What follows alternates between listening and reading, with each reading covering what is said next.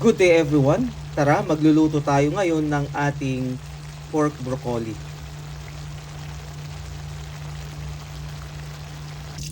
Ang una nating gagawin ay maggigisa lang tayo ng bawang.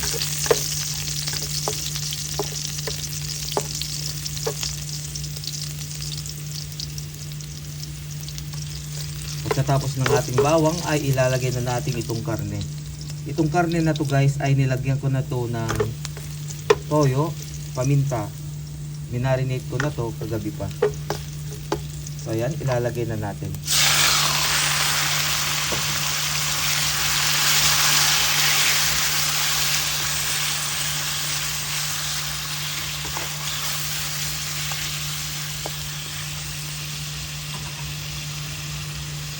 Magdadagdag lang tayo dito ng kunti pang paminta.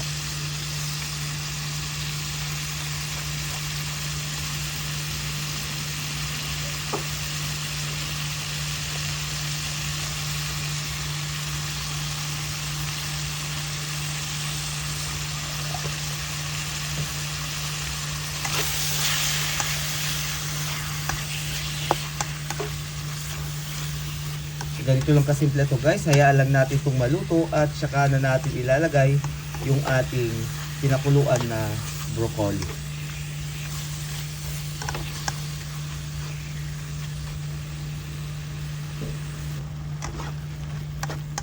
So ito guys, luto na yung ating karne. So sa pagkakataon na ito ay titikman na natin siya at magdadagdag na tayo ng ating pampalasa. Oyster sauce na lang ang idinadagdag ko dito sa ating ginigisang karne. At sa pagkakataong ito ay papakuluan na natin yung ating broccoli. So guys, papakuluan lang natin yung ating broccoli.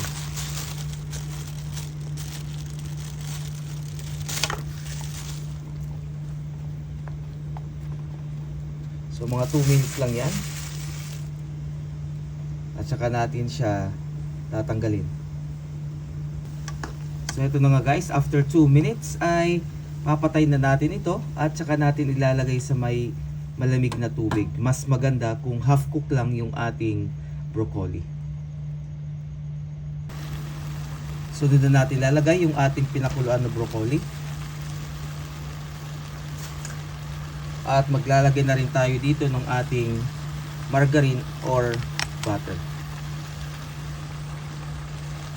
So haluin na lang natin at ready to serve na ang ating pork broccoli.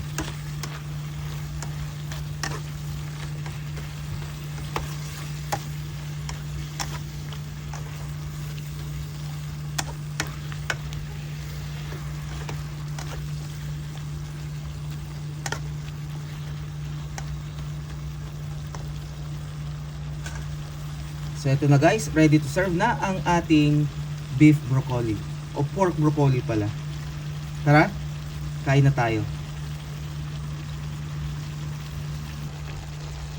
Good day everyone. Tara, magluluto tayo ngayon ng ating pork broccoli. Kadalasan na ginagamit sa putahe na ito ay karne ng baka. Pero kung wala namang karne ng baka ay itry nyo rin itong karne ng baboy. Masarap din ang pork broccoli.